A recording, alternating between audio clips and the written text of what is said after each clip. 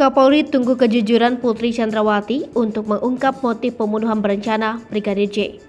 Kapolri Jenderal Listio Sigit Prabowo mengatakan pihaknya sudah memiliki motif pembunuhan berencana almarhum Brigadir J. Namun, motif itu versi Irjen Ferdy Sambo. Bisa saja motif tersebut berbeda versi sang istri Putri Chandrawati. Karena itu untuk lebih valid, Kapolri minta masyarakat sedikit bersabar sebab pihaknya terus mendalami motif ini dari Putri Chandrawati. Hal itu diungkapkan Kapolri saat rapat dengar pendapat dengan Komisi 3 DPR RI Rabu 24 Agustus 2022. Pendapat senada juga disampaikan Kadif Humas Polri Irjen Pol Dedi Prasetyo. Sebelum dibuka ke publik soal motif, penyidik akan terlebih dahulu memeriksa Putri Chandrawati. Rencananya pemeriksaan akan dilakukan pekan ini.